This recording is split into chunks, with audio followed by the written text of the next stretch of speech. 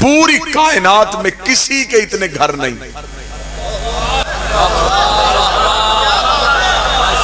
بڑی روحانی عرفانی سے ماحول جی. پوری کائنات میں پیر علی زیدی جی خابر شاہ جی کسی بادشاہ کے اتنے گھر نہیں جتنے حسین کے. پوری کائنات میں کوئی بادشاہ اتنا کھانا نہیں کھلاتا.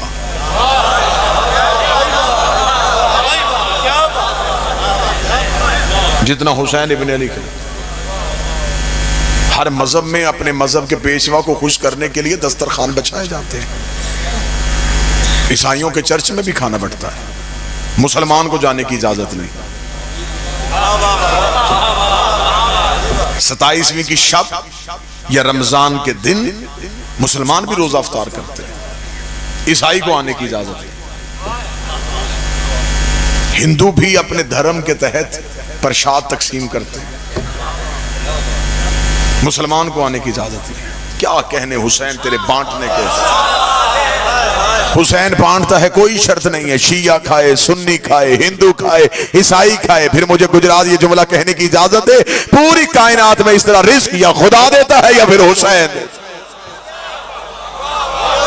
یا خدا دیتا ہے. بسم اللہ.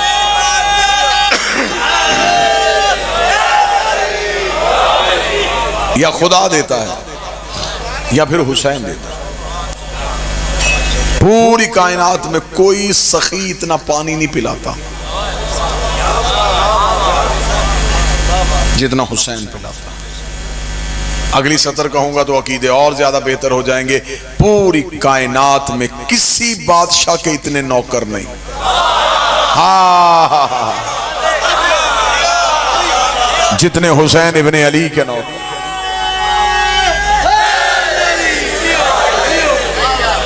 کیا ہے حسین؟ حسین ایک شخص نہیں. حسین ایک نظریہ ہے. حسین ایک فکر ہے. حسین ایک مکتب ہے. حسین ایک ادارہ ہے. حسین ایک یونیورسٹی ہے. حسین عروج انسانیت ہے. حسین معراج بندگی ہے.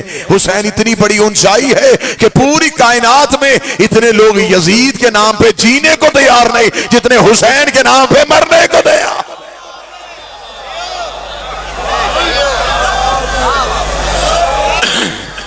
یہ کیا ہے؟ یہ چاہت ہے حسین. کسی شاپنگ پلازے میں ایک بم بلاسٹ ہو جائے وہ پلازہ ختم ہو جائے. کسی بازار میں ایک دفعہ دہشت گردی ہو جائے خوف لوگوں کے سر پہ بیٹھ جائے کہ یہاں نہیں جانا. خوف ہے. یہاں لاشیں گری تھی. صدیوں پہلے کربلا میں 9 لاکھ نے 72 قتل کیے تھے. آج 3 کروڑ کہہ رہا ہے کہ میں نے کربلا جانا ہے.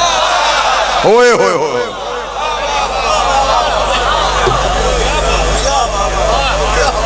یہ صدا تشریف فرما ہے. میری دعا ہے کہ میرا مالک کسی بھی سائل کو رکے نہ. جسے حسین نے بلا لیا وہ ضرور جائے گا. یہاں تو اب تو صرف چند سازشیں اور چند دھمکیاں دی گئی ہیں نا. جب بازو کٹ رہے تھے، جب ہاتھ کٹ رہے تھے، لوگ تو تب بھی کربلا جا رہے تھے. جب متوکل کا دور آیا تھا اور اس نے کہا تھا کہ اگر کیا ہے لوگ کیوں کربلا کی طرف جاتے ہیں. یہ عباسی بادشاہ تھا. یہ بہت ملعون تھا، ظالم تھا. اسے اس کے وزراء نے بتایا کہ حسین کی کربلا کی زیارت نہیں رک رہی. اس نے کہا کیوں نہیں رک رہی؟ اس نے کہا جی حسین کی آج سے کی پڑے. اس نے کہا اتنا ٹیکس لگا دو کہ کوئی حسین کی زیارت کے لیے جائے نا. یہ سطر میں سید و آپ کے لیے پڑھنے لگا ہوں. اندر سے یوں تمنا تڑپے گی جب اس نے بہت زیادہ ٹیکس لگا دیا اور اعلان ہو گیا کہ اب جو کربلا جانا چاہے گا اتنا ٹیکس دے گا تو کربلا جائے گا. اگلے دن متوکل کی موت ہو گئی جب اس نے دیکھا کہ اس کے شہر کی سب سے غریب عورت سب سے پہلے آ گئی.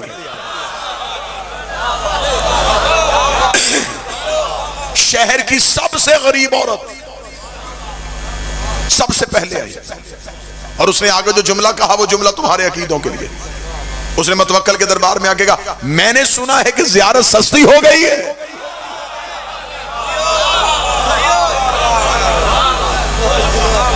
اس نے کہا بڑھیا ٹیکس لگ گیا ہے.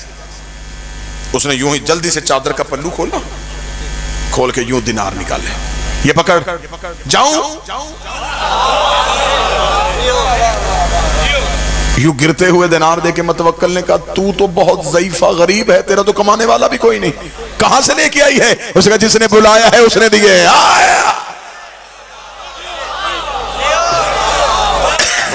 رات کہہ کے سوئی تھی حسین تیری زیارت کے لیے آنا ہے، خواب میں آ کے اس نے کہا چادر اٹھا، جس نے بلایا اس نے دیے، پکڑ اب جاؤں؟ اس کا رک، ابھی کربلا نہیں جانا۔ اس نے فوراً وزراء کو بلایا، وزراء کو بلا کے اس نے کہا نہیں ٹیکس لگانے سے نہیں ہوگا، حسین تو اپنے نوکروں کو درہم و دینار دے رہا ہے۔ انہوں نے کہا پھر کیا کریں؟ اس نے کہا کوئی اور سخت شرط لگاؤ۔ کیا شرط لگائیں؟ اس کا جو حسین کی زیارت کے لیے جائے اس کا ایک بازو کاٹو، بازو کٹوائے گا کربلا جائے گا۔ اگلے دن جب سائلوں کے دربار میں آنے کا وقت ہوا، کیا متوکل سائلوں کو سنے گا تو وہی بڑھیا، اب دیکھیے گا جملہ سنیے گا، عقیدہ دیکھیے گا، وہی بڑھیا اپنا دائیں ہاتھ سر پہ رکھ کے متوکل کے دربار میں۔ متوکل نے کہا بڑھیا اب کیوں آئی ہے؟ اس نے کہا میں نے سنا ہے زیارت مفت ہو گئی ہے۔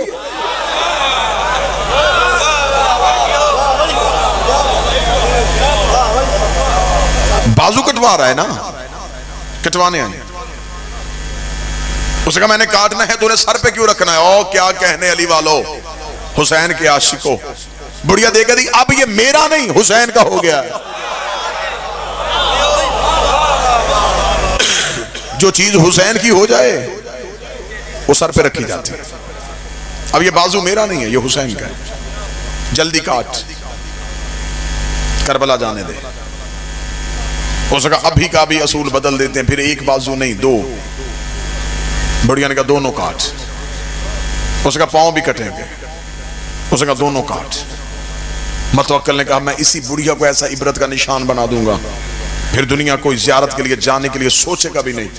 یہ بڑھیا کیا سمجھتی ہے کہ میں اس کے عشق کے آگے ہار جاؤں گا؟ اس نے کہا ابھی اس بڑھیا کے بازو بھی کاٹتے ہیں، اس کے پاؤں بھی کاٹتے ہیں، پھر دیکھتے ہیں یہ زیارت کے لیے کیسے جائے گی۔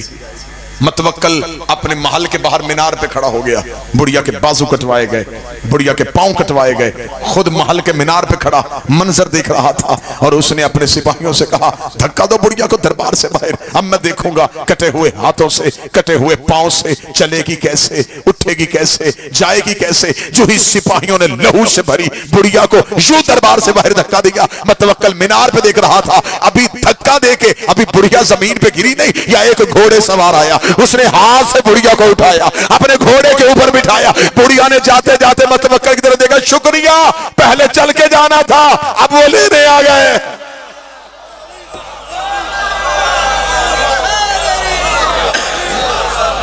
پہلے میں نے چل کے جانا تھا،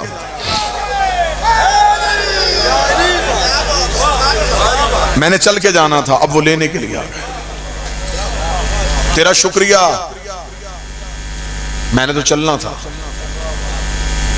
تاریخ گواہ ہے کہ جب بارڈر سیل کیا گیا تھا کہ جو بھی قافلہ آئے گا ایک قتل کروائے گا اور باقی جائیں گے۔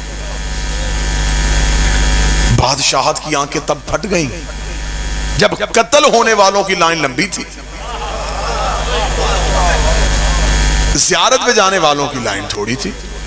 ہر کوئی کہے مجھے قتل کرو انہیں جانے دے، مجھے قتل کرو انہیں جانے دے، مجھے قتل کرو انہیں جانے دے۔ ایک دوسرے پہ سبقت لے رہے تھے، نہیں تو جا مجھے قتل ہونے دے، تو جا مجھے قتل ہونے دے۔ آخر بادشاہ نے تنگ آ کے قتل ہونے والوں سے آ کے پوچھا، انہوں نے کہا تمہیں زندگی سے محبت نہیں؟ قتل ہو گئے انہیں کیوں بھیج رہے؟ انہوں نے جو جواب دیا وہ جواب بھی شیعہ قوم کا عقیدہ تھا۔ انہوں نے کہا ہم اس لیے قتل ہو رہے ہیں، انہوں نے جا کے حسین کی قبر چومنی ہے، ہم نے قتل ہو کے حسین کے قدم چومنے۔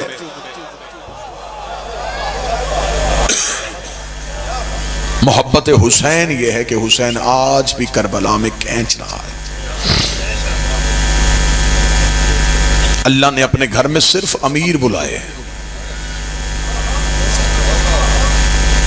جاؤ قرآن ممبر پہ لے کے آؤ، اللہ کے گھر جانے کا دعوت نامہ قرآن سے نکالو۔ خدا کہتا مستطیع ہو تو میرے گھر آنا، صاحب استطاعت ہو تو آنا، مقروض ہو نہ آنا، بیٹی بیاہنے والی ہے نہ آنا، غریب ہو نہ آنا، مزدور ہو نہ آنا، امیر خوش خوش اللہ کے گھر کی طرف چلے۔ اس نے ہمیں بلا لیا، غریب سہم گیا، اس نے بھی مالداروں کو بلایا، تو اب غریب کہاں جائے؟ غریب سہما ہوا تھا، یا کربلا سے حسین کے کرم نے انگڑائی لی۔ حسین کو تو غریب ہے، قرضہ لے کے کربلا واپس حسین کرے گا۔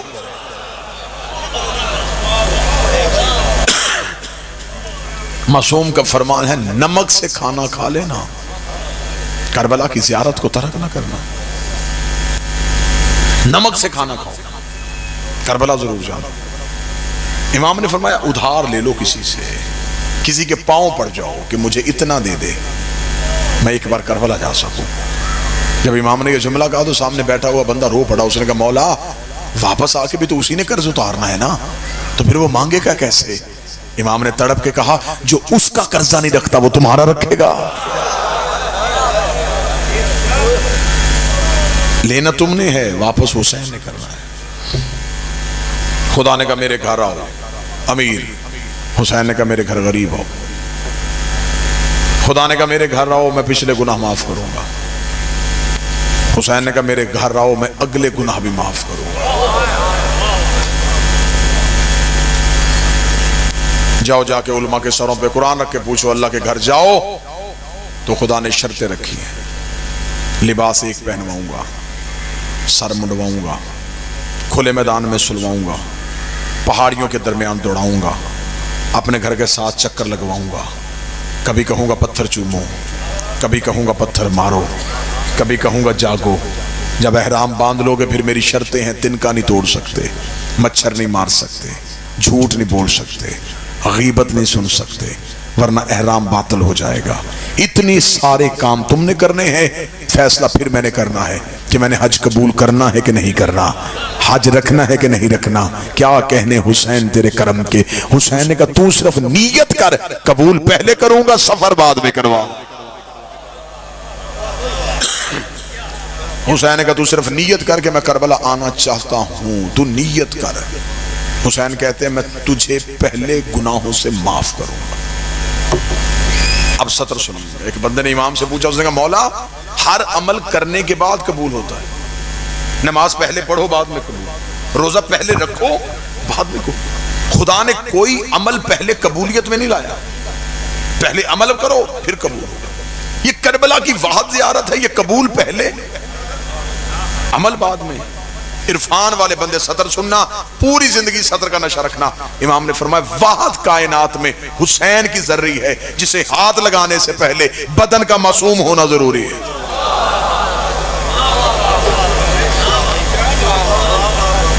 حسین پہلے گناہوں سے دھوتا ہے، پھر اپنے شہر بلاتا ہے۔ پھر حسین جب ذری پہ لے کے جاتا ہے تو حسین ایسے کر دیتا ہے جیسے ابھی ماں کے شکم سے باہر آیا۔ اس لیے کہ گناہگار کے ہاتھ میں طاقت کیا کہ وہ حسین کی ذری پہ ہاتھ ڈال لے۔ مولا حسین کہتے کہ ہم پہلے اسے گناہوں سے صاف کر دیتے ہیں۔ ایران کا رہنے والا شخص تھا، زیارات کی کتابوں میں یہ واقعہ عام ملتا ہے۔ ایران کا رہنے والا شخص تھا، اتنا کربلا آیا کہ پھر اس کا کربلا کے بعد دل نہ لگا، ایران سے اپنا سارا کچھ بیچ کے کربلا ہی آ گیا۔ کربلا شہر میں سکونت اختیار کر لی اور وہیں پہ ایک دکان بنا لی۔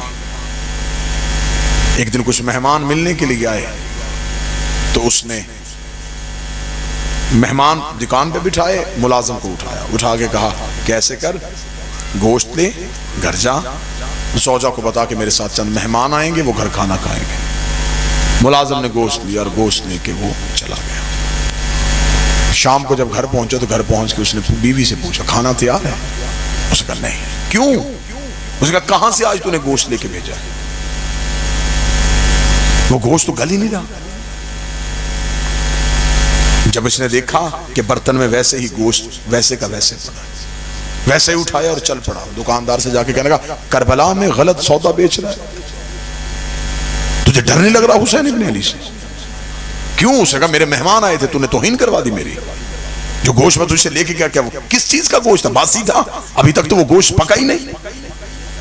اتنا کہنا تھا، دکاندار نے اٹھا دکان سے باہر آ کے حسین کے حرم کی طرف ہاتھ کر کہا میرا حسین ضامن ہے، میں نے دھوکہ نہیں کیا۔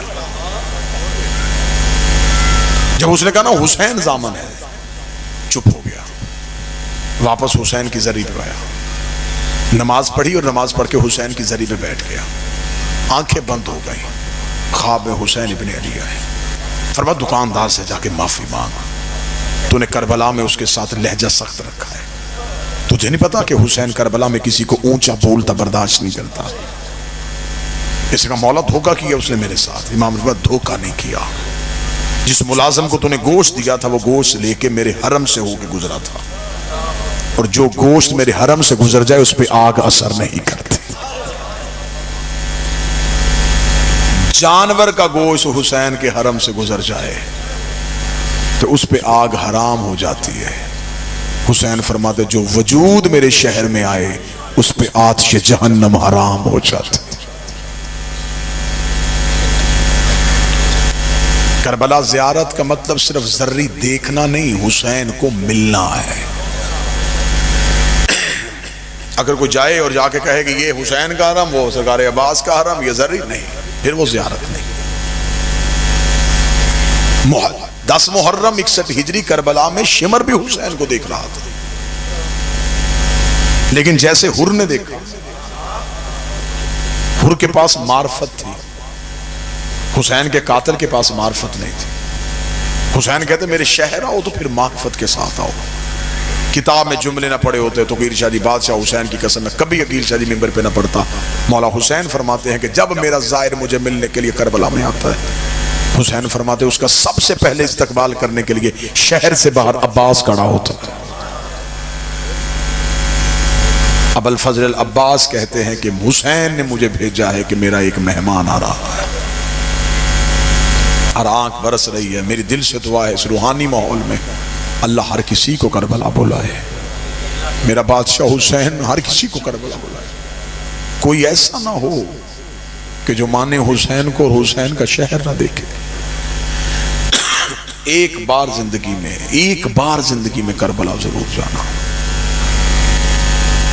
واقعات اتنے ہیں کہ میں پڑھتا چلا جاؤں میری آنکھوں کے سامنے یوں واقعات گزرتے چلے جا رہے ہیں، رات بیت جائے۔ وہ جس گناہگار کو حسین مولا امیر المومنین نے کہا تھا اسے میرے شہر میں دفن نہ ہونے دینا، اور پھر اگلی رات علی نے مجاوروں سے کہا تھا وہ جنازہ آ رہا ہے اس کا استقبال کرو، مجاوروں نے کہا مولا کل آپ نے کہا تھا کہ اسے دفن نہیں ہونے دینا وادی السلام میں، آج کہہ رہے ہیں کہ اس کا شہر کے باہر جا کے استقبال کرو۔ علی کی آواز آئی یہ بہت گناہگار تھا، یہ شہر میرے دفن ہو کے اپنی بخشش چاہتا تھا، میں علی سے اپنے شہر میں دفن ہوتے برداشت نہیں کر سکتا تھا، تو مولا مرنے کے بعد کیا نیکی کی اس نے جو آپ نے معاف کر دیا؟ فرمایا مرنے کے بعد نیکی نہیں کی، صرف یہ ہوا کہ جب اس کے ورثہ اس کا جنازہ لے کے نجف کی طرف آ رہے تھے تو رستے میں طوفان آ گیا، کربلا کی مٹی اس کے کفن پہ پڑ گئی ہے۔ میرے حسین کے شہر کی مٹی طوفان کے ساتھ اڑتی ہوئی اس کے کفن پہ پڑ گئی، اس کے کفن پہ کربلا کی خاک کا پڑنا تھا، اللہ نے اس کے گناہ معاف کر دیے۔ اب جاؤ اس کا استقبال کرو، اس کے کفن پہ کربلا کی مٹی ہے۔ یہی تو وجہ ہے کہ ہم اپنے مرنے والے کے کفن میں سجدہ گاہ رکھتے ہیں تاکہ حسین کے شہر کی یاد اس کے کفن میں ساتھ جائے۔ ایک بار کربلا ضرور جاؤ تاکہ 70 قدم پہ وہ مقام دیکھو جہاں بہن دیکھتی رہی ہے